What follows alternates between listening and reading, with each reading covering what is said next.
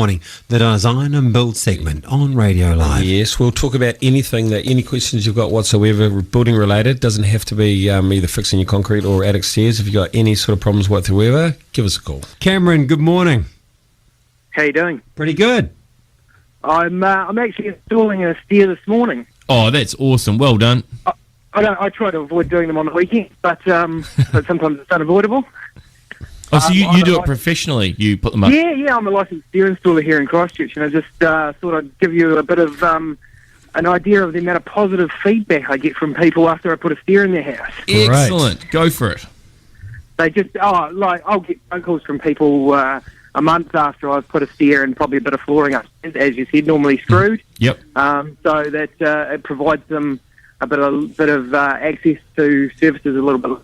And what do you use for your flooring? White reflective lining in the inside roof. Is that right?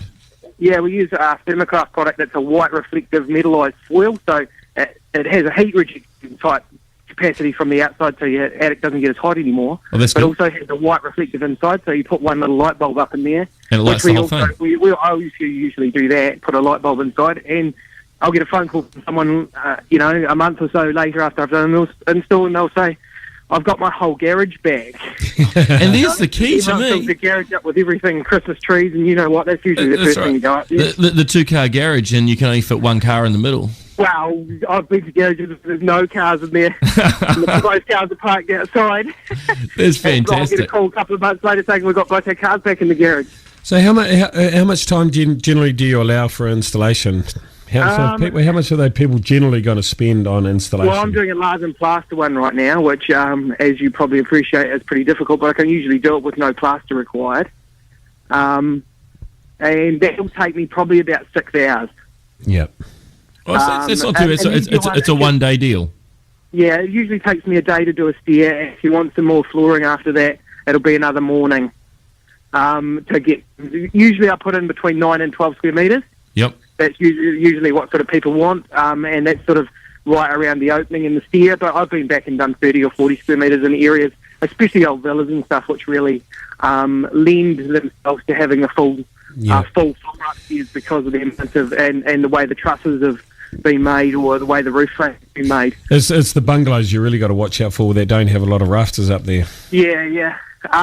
More modern houses, sort of Stonewood and Horncastles and stuff like that, it's a little bit more fiddly to put the floors in because the trusses have been made so tight at such tight centres and so on and so forth, but still not too much of a problem, and you can get quite a lot of usable area up there.